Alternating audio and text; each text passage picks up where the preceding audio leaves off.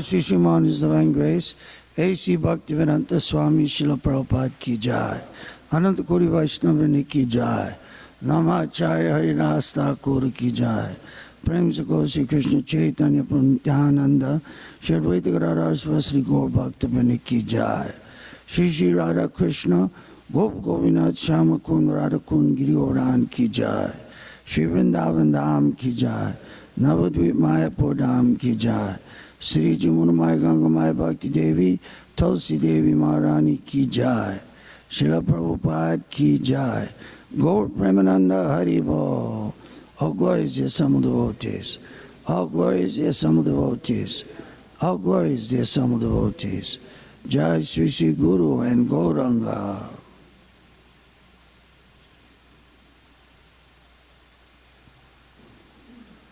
Om Namo Bhagavate Vasudevaya.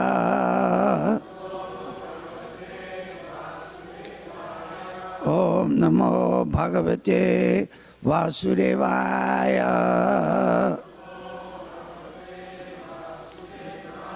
Om Namo Bhagavate Vasudevaya.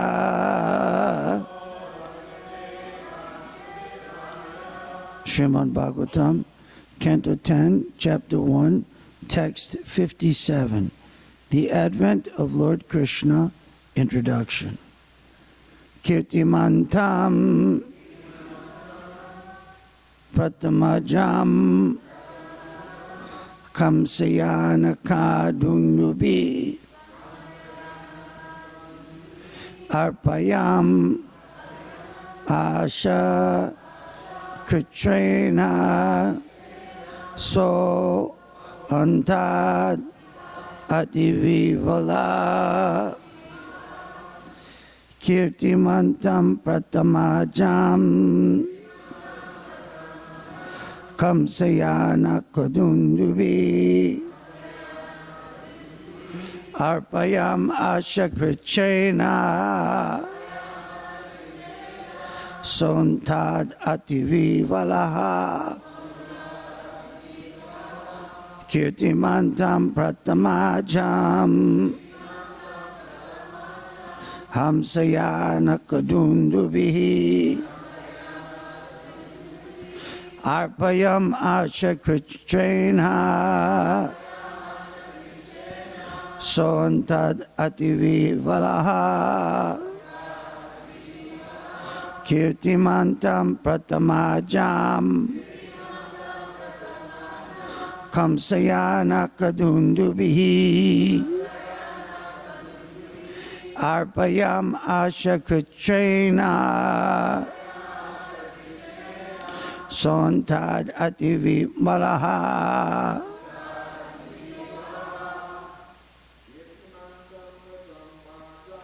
Kirtiman Atmamajam Kamsayana Dundubi Arpayan Asakrichena Sontad Ativivalaha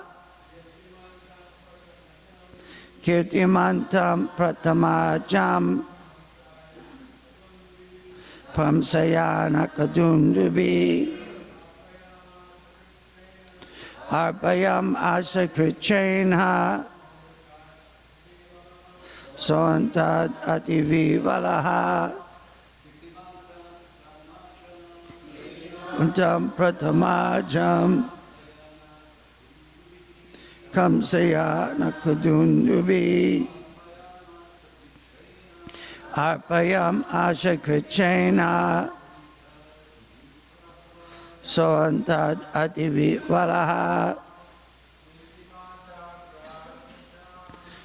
Timantam Pratamajam Yana Kadundubi Arpayan Asakrichena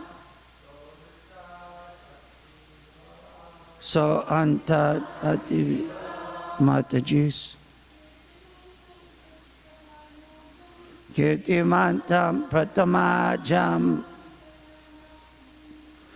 Kamsaya nakadundubi Arpayan asakrichena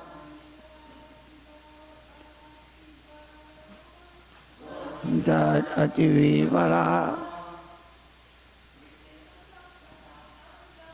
Kirtimantam patimajan Kamsaya nakadundubi Arpayan asakrichena Sontad Kirtimantam by the name Kirtiman Pratam Jam the firstborn baby Kamshaya unto Kamsa Anakadundubi Vasudev Arpayam Asa delivered Kritrena with great pain Sa he Vasudev Anritat from the breaking of the promise or from fear of being a liar Ativi Valaha was very much disturbed, being afraid. Translation. Vasudeva was very much disturbed by fear of becoming a liar by breaking his promise. Thus with great pain, he delivered his firstborn son, named Kirtiman, into the hands of Kamsa. Purport by Srila Prabhupada. In the Vedic system, as soon as a child is born, especially a male child, the father calls for learned Brahmins, and according to the description of the child's horoscope, the child is immediately given a name. This ceremony is called Namkarana. There are 10 different samskaras, or reformatory methods, adopted in the system of Varnashram Dharma, and the name-giving ceremony is one of them.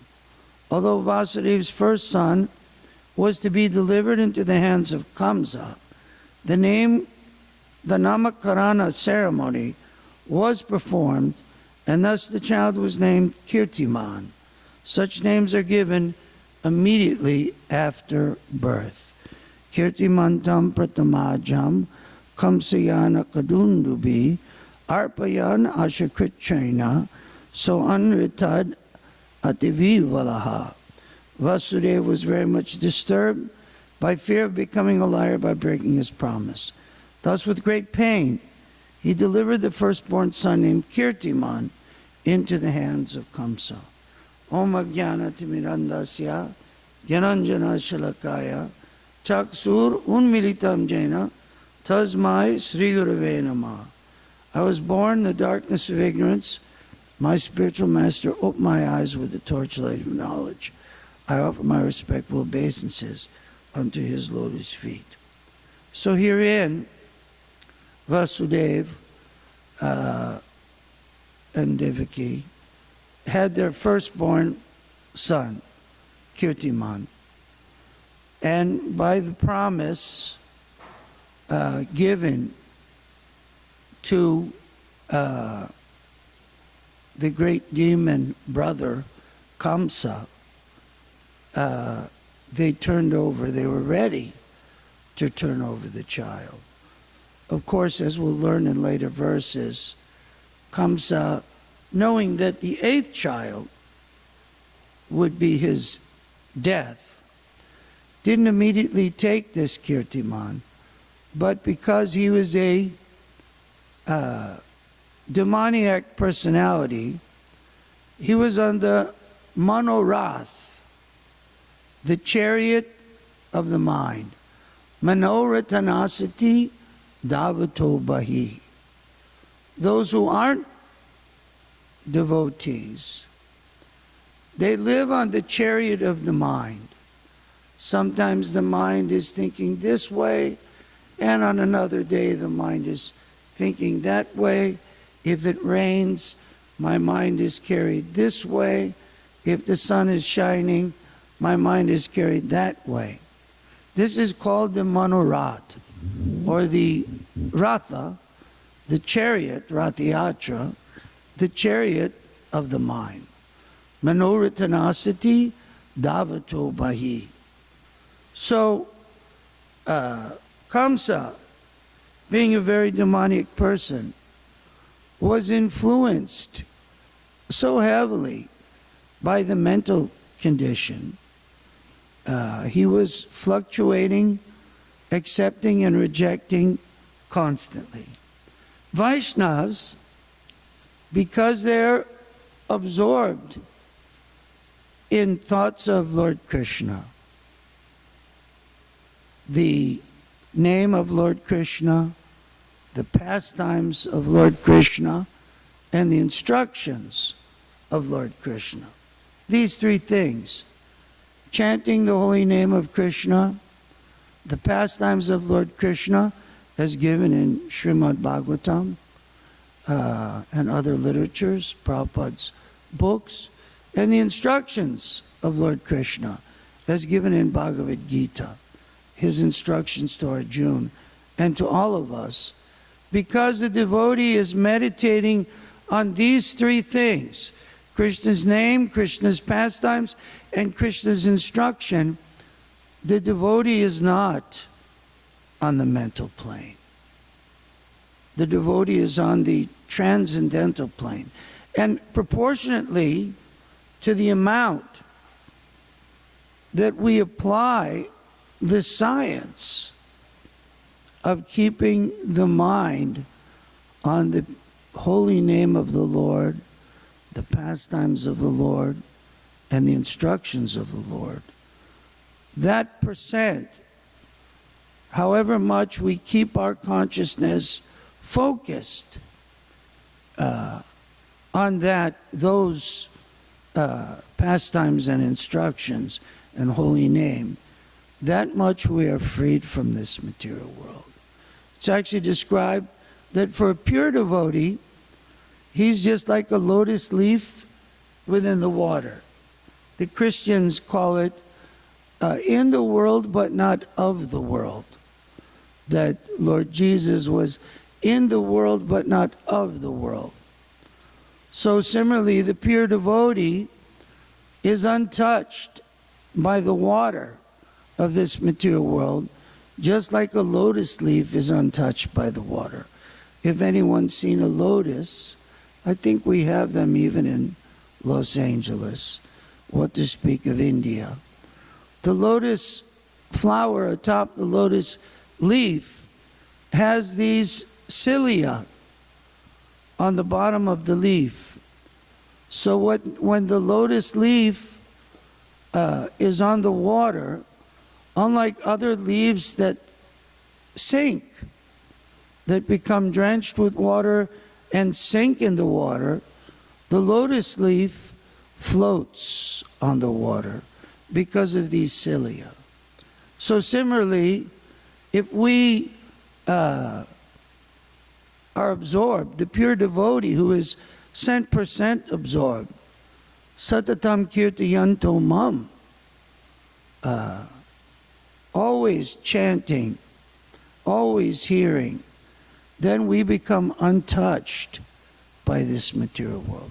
But proportionately to the amount that we don't apply the science, that much we are touched and controlled by this material world. There was a psychologist. It's a mundane story to some extent, but it can be used in Krishna service. Srila Prabhupada one time said, "We shall adopt all the means of the materialistic persons only for the purpose of Krishna." We can utilize sometimes stories or expertise in Krishna's service, material qualities in Krishna's service, and they become Krishnaized. So this psychologist was giving a seminar, and she held up half a glass of water and said, "How much does this weigh?" So the audience was thinking, is this the half full, half empty lecture? It wasn't. It was a little more intense. And so someone said 4 ounces, 6 ounces. She said, yes, it's very light. It's a half a cup of water. If I hold it for 10 seconds, 20 seconds, is extremely light. I put it down. But if I take that same glass and hold it for 15 minutes, even though it's very light, half hour, 2 hours, marathon, 3-4 hours, I become completely disturbed, overwhelmed with the weight, 6 ounce, 8 ounce, whatever it is, weight of this half a glass of water. I can't hold on to it any longer. I can't lift it. So she was describing, and I thought this is actually very Krishna conscious, that the psychologist was describing that if we hold on to some thought enters the mind, mundane thought, and we let it go, that's Krishna consciousness. From wherever and whatever the mind wanders, due to its fickle nature, one should, from wherever and whatever the mind wanders, due to its unsteady nature, one should let it go. One should control the mind and give up the attachment.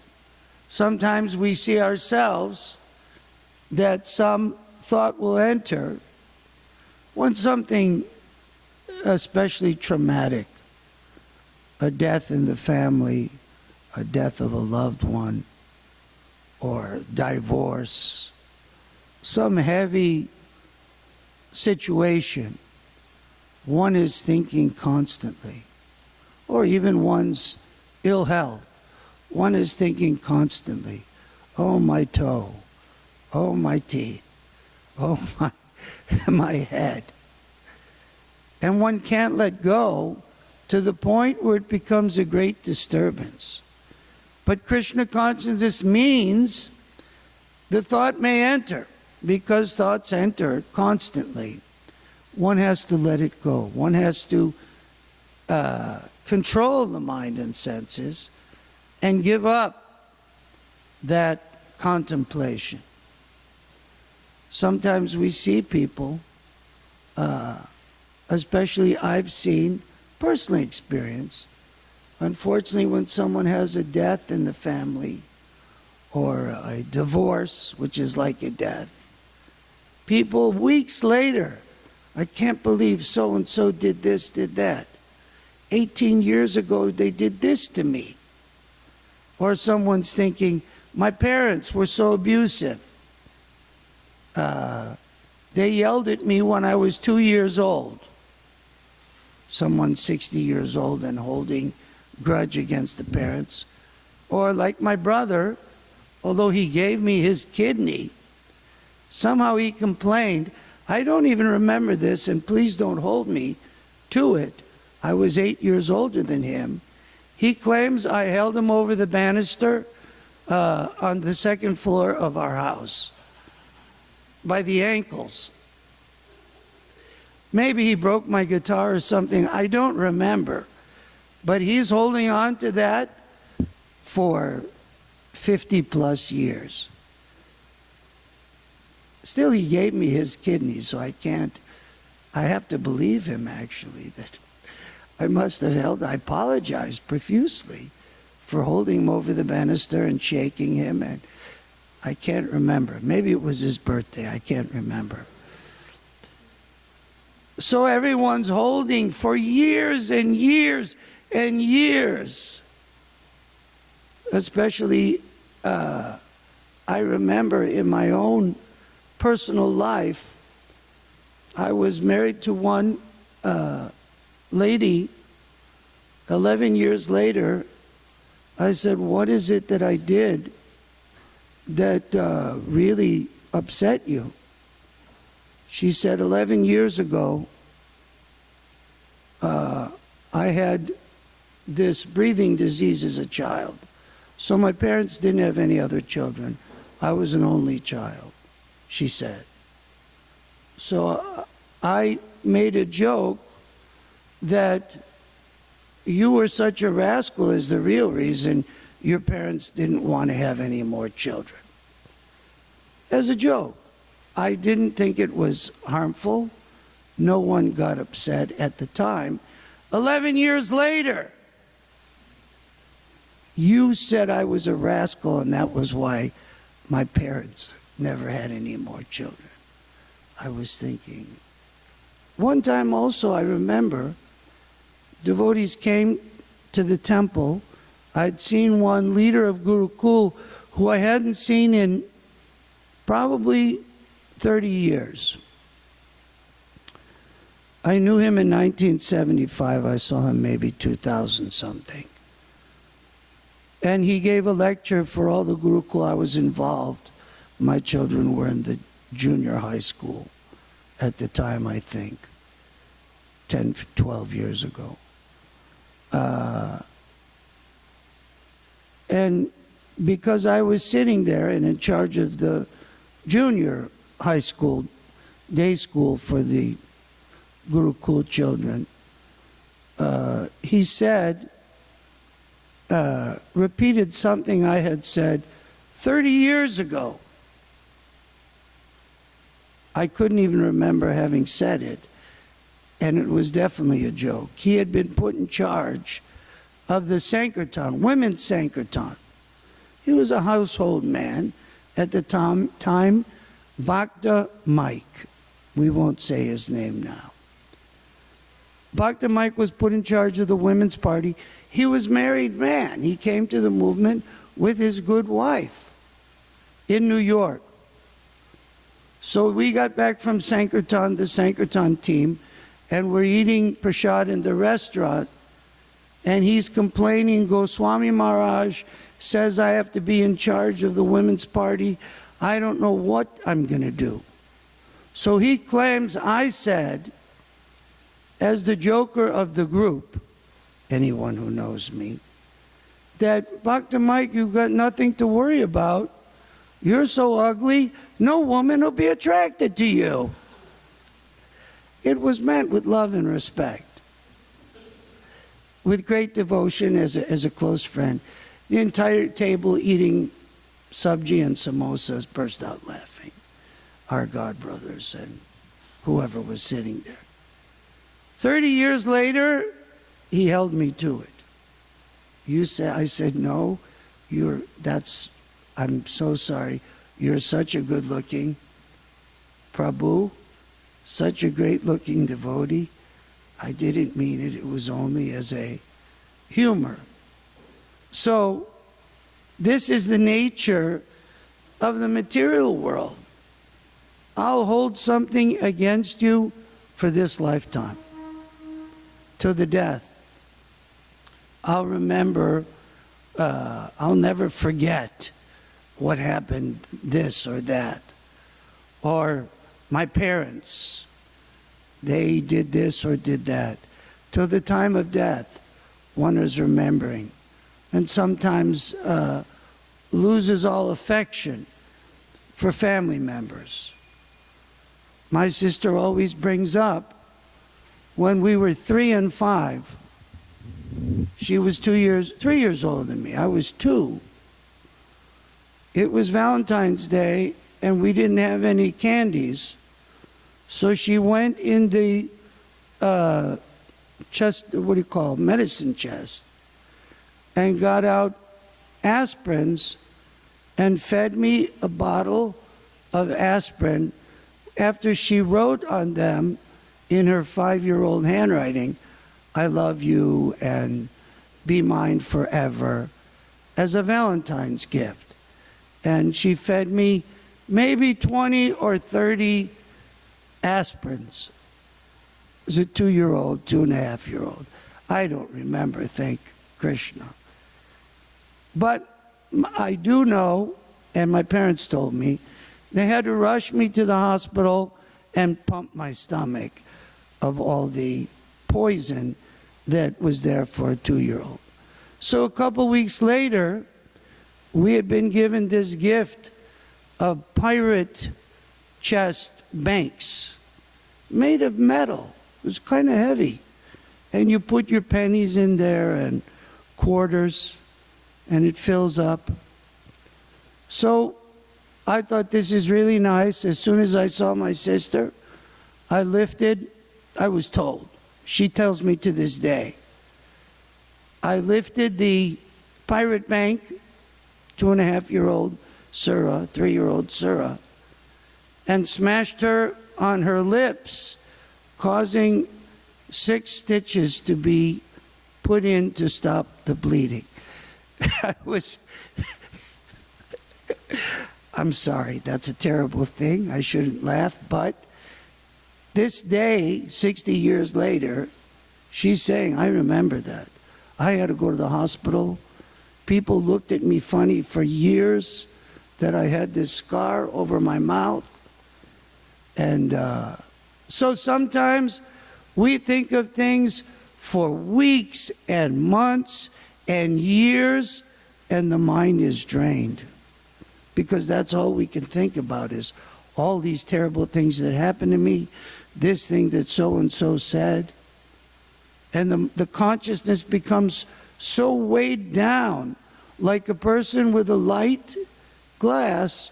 After a day, 24 hours, you can't even hold that anymore. It's so heavy, it's unbearable. You've got cramps, pains. They have to call 911 to fix your arm. You're pulling muscles and ligaments and tearing tendon by holding 6 ounces of water.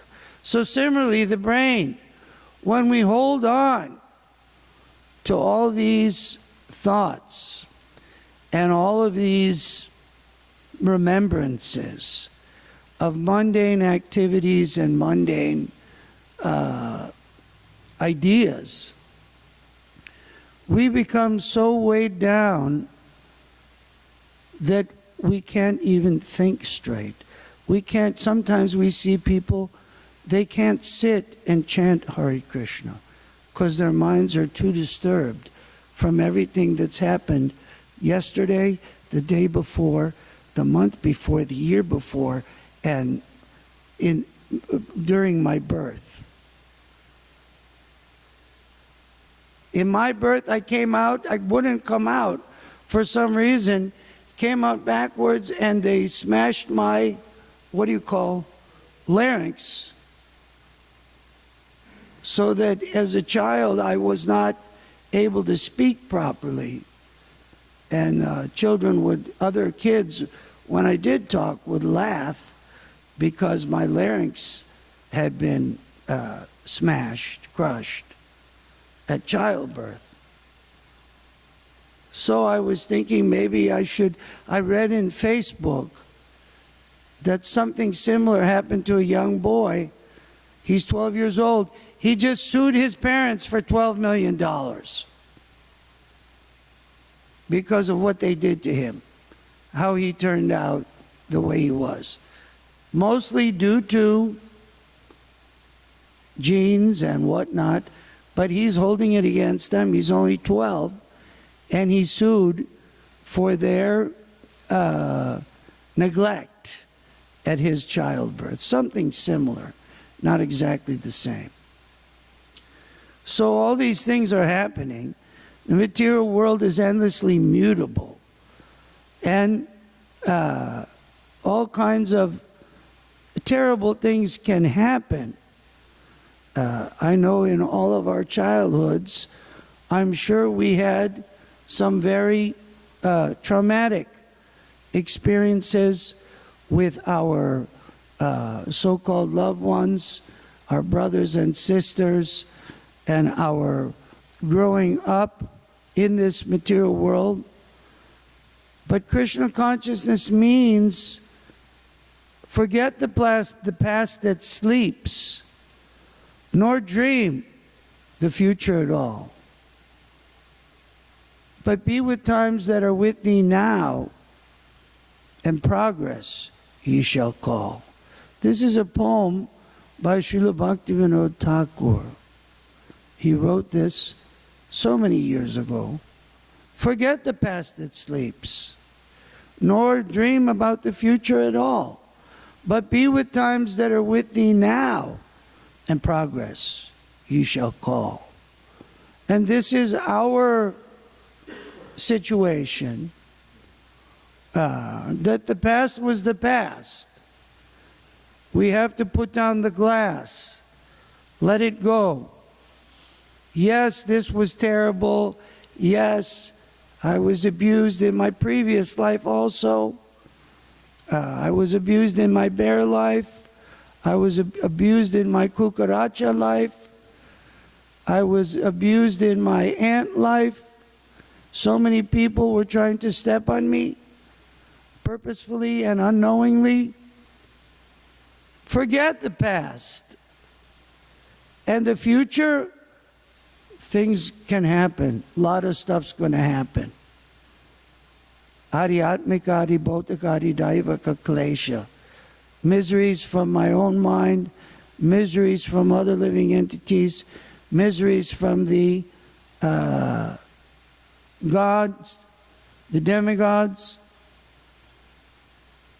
But Bhaktivinoda Thakur instructs us, be with times that are with thee now. Chant Hare Krishna now. Read Srimad Bhagavatam, Bhagavad Gita, Chaitanya Charitamrita, Nectar of Devotion, Nectar of Instruction now. Perform service now. Preach Krishna consciousness now. And when thoughts come in, then we dismiss them. That's yoga. Prabhupada had said in a lecture a few weeks ago, yoga doesn't mean this pressing of the nose.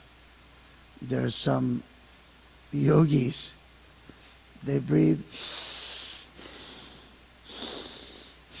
I can't even do it. In one nostril, out the other. Or they sit so that there was one yogi. I took a class before I became devotee. And he was teaching how to close all of the entrances. And I think you put your thumb in your ears and two fingers on the lips and this and this here, this goes here. And then your heel in another place. In this way you close all your senses. We can just chant Hare Krishna. It's closed. Closed for business. The senses are not stopped. They're used in Krishna service. To see the deity of the Lord, then the eyes are closed. You don't have to close your eyes. You see the deity. That's so much better than closing the eyes. You close the eyes, you see all kinds of dreams.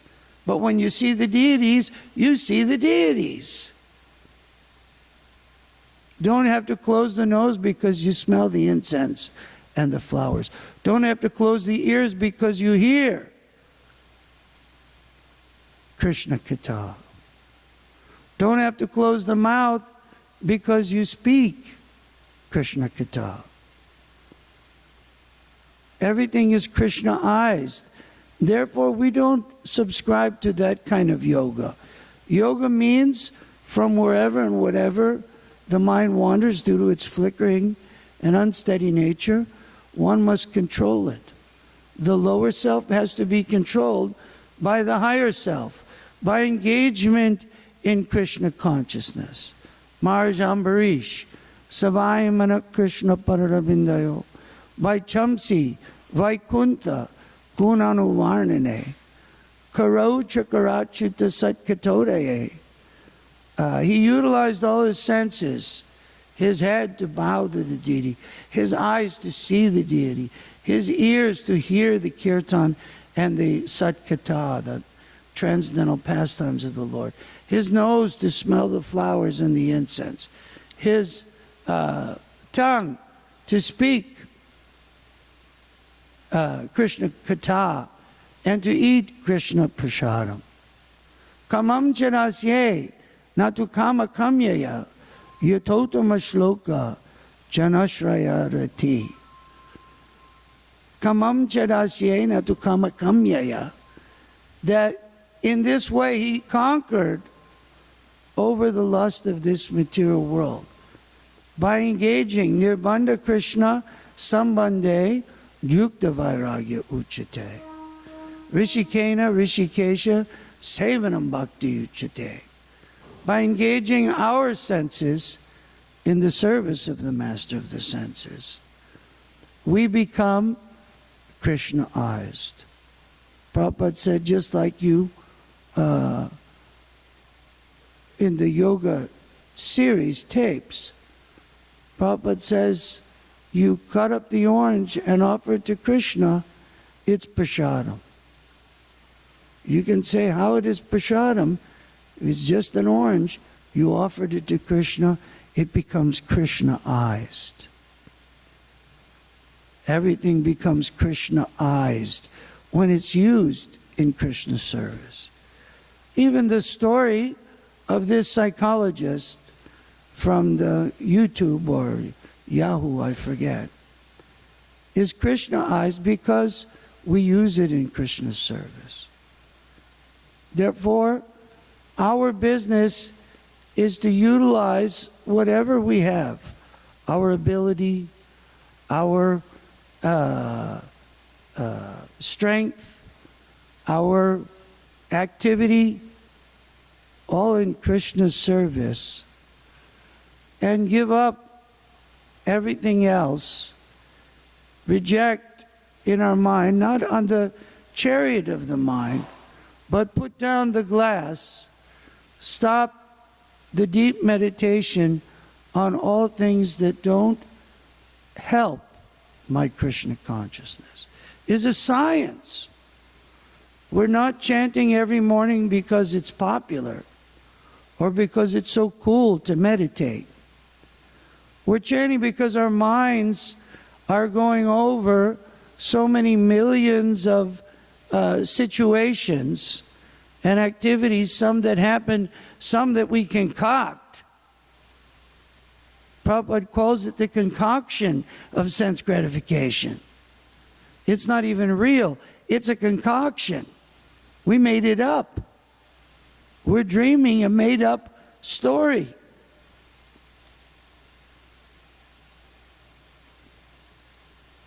That real yoga, real serious practitioner means I control the mind and senses. I give up these types of thought. Kamsa could not become that. He was so fearful for his death that he came back and did kill this firstborn son. And this name-giving ceremony is so wonderful. Prabhupada said that that's why that is there. So you can say, Govinda, can you help me here?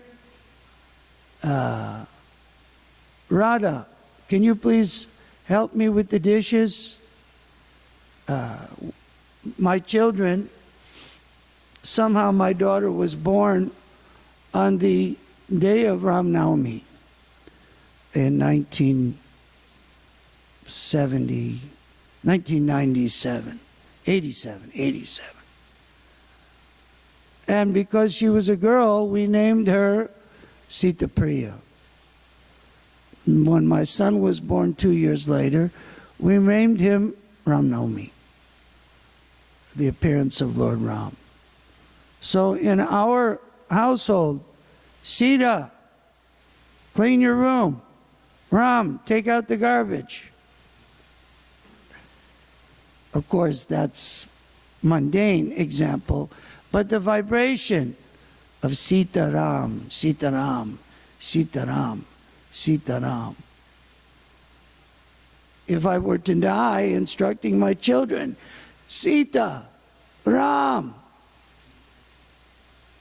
We name our children names of Radha and Krishna.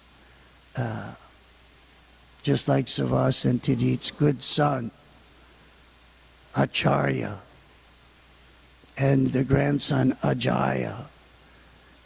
These are devotional names that one recites and one gets purification. So in this way, Vasudeva and Devaki named their first child and all their children names of Krishna, devotional names. And ultimately, the eighth name being named after Krishna, it was Krishna, Krishna. And they were a little bit in a hurry. They didn't mind. The other children were taken in one way because they knew the eighth child would be the Supreme Personality of Godhead. All glory Sri Guru and Gauranga.